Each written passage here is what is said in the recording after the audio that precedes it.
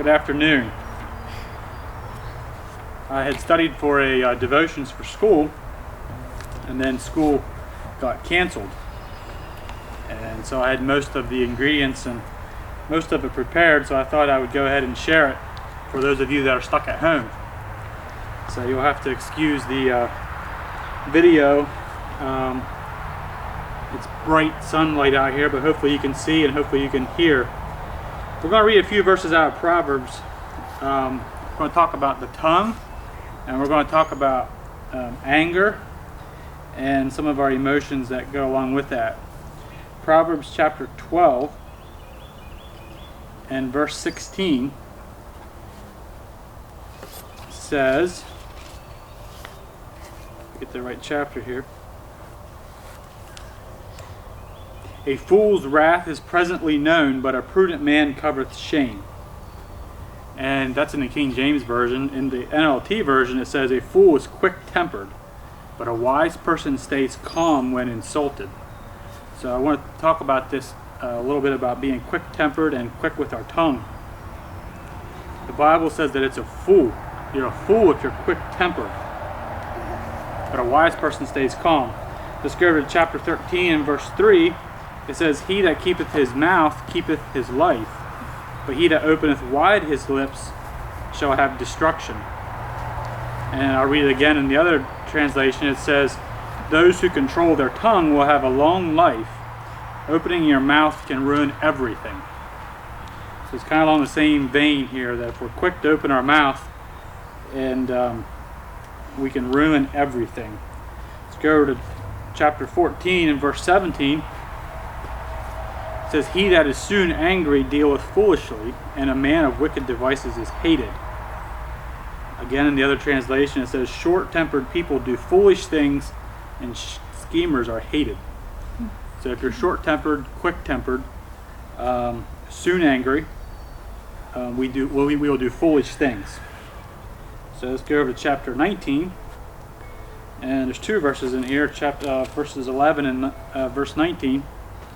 It says, the discretion of a man deferreth his anger, and it is his glory to pass over a transgression. Verse 19, a man of great wrath shall suffer punishment, for if thou deliver him, yet thou must do it again. And another translation says, hot-tempered people must pay a penalty. So if we're hot-tempered, quick-tempered, there will be a penalty for that. And in verse 11 it says, sensible people control their temper. So if we're sensible, we will control it, and we will control our mouth. And Proverbs is full of this. There's a lot of verses here. I'm not looking at near all of them, but there's quite a few.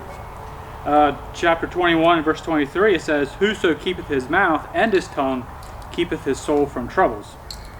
Another translation says, watch your tongue and keep your mouth shut, and you will stay out of trouble. So that's kind of where I'm going with this here. Chapter 22 and verse 24.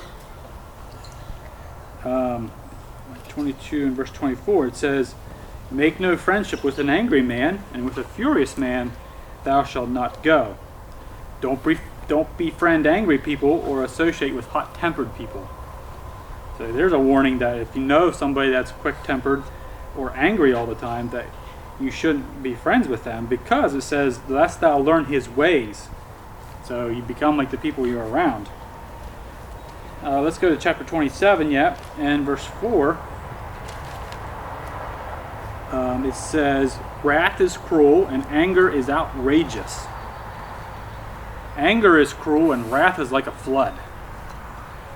So there's a lot of warnings about anger and our tongue, and most times anger is expressed by our mouths. That's where we most often see it. Not always, but oftentimes. And Proverbs 29 verse 11. And this is one that I really like. It says, a fool uttereth all his mind, but a wise man keepeth it in till afterwards. And in another translation, in fact, quite a few translations translate a little bit differently. It says, fools vent their anger, but the wise quietly hold it back. So if we get angry, we get upset, and we vent it, the Bible says you're a fool. One more in Proverbs 30 and verse 22. it says, I must have the wrong verse. But there's a lot of verses we could look at that talk about this anger. And seest thou the man that is hasty in his words? There is more hope of a fool than of him. I think that's the verse I was looking for. There's more hope for a fool than for someone who speaks without thinking. And that's, I think most of us can identify with that. You know, there's days when we're frustrated and someone says something or does something and it just pushes us over the edge. And it's no excuse for it, but it's something that I wanted to talk about and look at. An angry person starts a fight, and a hot-tempered person commits all kinds of sin. So an angry man stirreth up strife. So that's kind of what I wanted to look at. There is a object lesson that I want to do here that kind of, I think, goes a long ways in describing what happens when we vent, when we blow up, so to speak, or when we get frustrated. And we'll see how this works here. I'll put this off to the side here. So let's pretend this is you and I. And when we start out in the morning, we wake up. We're all nice and clear. You can see right through there. Everything's good. We're going to have a good day. But things come up as we go along throughout the day. Maybe we get frustrated. Things don't happen the way we expected them to, and we start building up that tension, that pressure in us, and we just get frustrated. And so I liken that to things that happen to us throughout the day. I have some ingredients here. You know, stuff happens, and this gets put into us. This is some soap that I have here. So now we have some bubbles. It's getting a little grainy. You can't see as well. Maybe your siblings were mean to you. Maybe you didn't get what you thought you were going to get. And it's just the day is not going very well and you're starting to get frustrated. And more things happen. Maybe what you were planning to do tonight got canceled, or maybe you were hoping to do a school program and now the school program probably won't happen. And a lot of things like that, a lot of disappointments come in life, and if we let them come into our heart, we can dwell on that and think about it, and we build up pressure. So now we'll put some more in here. Look at this. It's really getting bad. Maybe we say some unkind things to our brother or our sister, maybe our mom or our dad, and it just starts looking really bad. And so we started out all nice and clear, and now look at this. We're kind of getting angry, getting moody, so to speak. Might be another word. Did your mom ever tell you that you're moody this morning? Maybe you should be cheerful. That's what can happen as we go throughout the day. You start out with this clean slate, clear bottle, and as the day progresses, it can get worse. And what can push us over the edge sometimes is if someone says something mean, and we just lash out, and we get angry, and we get upset, and we've all done it.